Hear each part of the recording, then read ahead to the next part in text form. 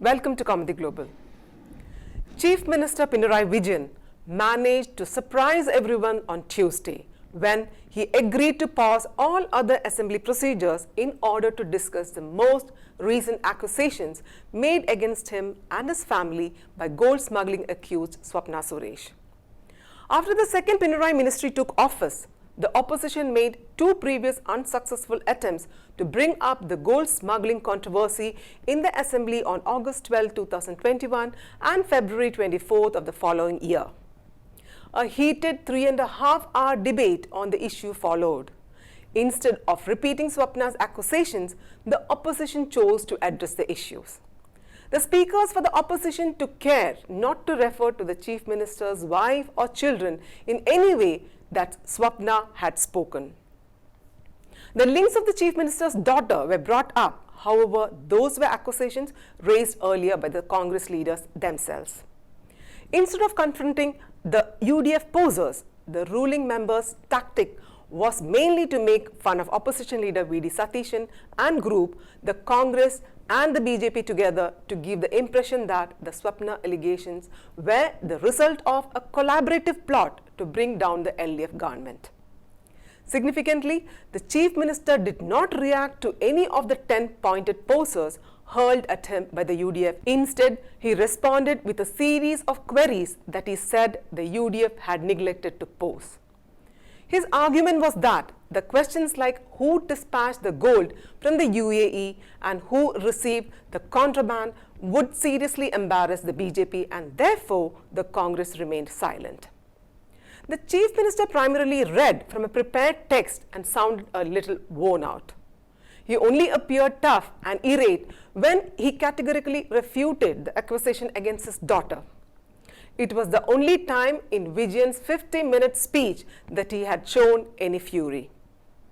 Congress MLA Shafi Parambil, who moved the adjournment motion on the subject and was thus the first speaker, launched a barrage of UDF queries. Matthew Kuralnadan, a Congress lawmaker and the opposition leader, also contributed. 1. Why did the Chief Minister not take legal action even after Swapna made such grave accusations against him and his family?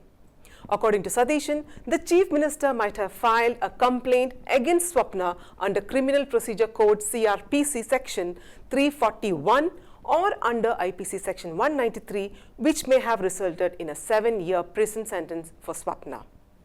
He said that under Section 199 of the CRPC, even the public prosecutor might have brought a case. Second, why did the Chief Minister, who also serves as the Home Minister, claim in a response to the Assembly that he was unaware that another accused, Sarit, had been taken from his home by a vigilance team? Third, after former Minister K.T. Jalil filed a complaint who provided the orders to pursue a case under Section 153 against Swapna for inciting riots. 4. Who is Shaj Kiran? Why did he act on the government's behalf? Why, even after he levelled severe accusations of money laundering against the Chief Minister and CPM State Secretary Kodiyeri Balakrishnan, was not hit with a defamation case? Why was he permitted to flee to Chennai with his phone, which contained evidence against him?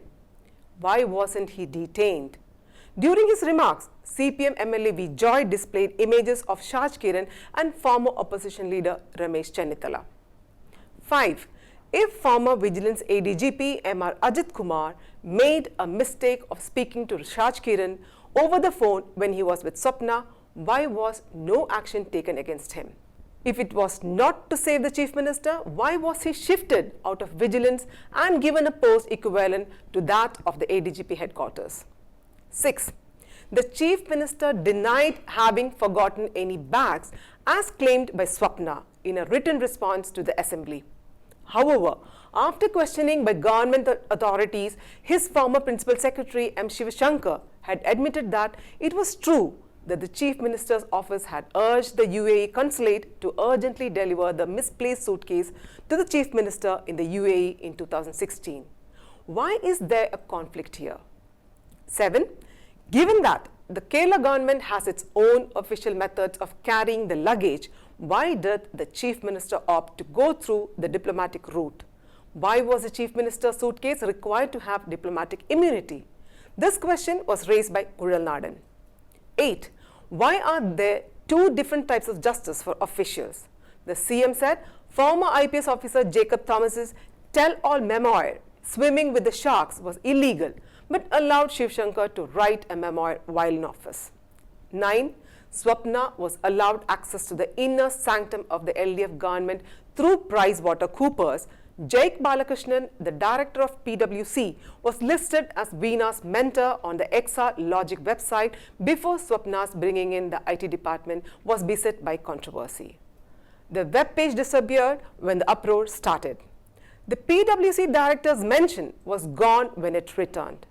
A visibly irritated Vijayan denounced hurled for including family members in a political argument and said that it was a lie. 10.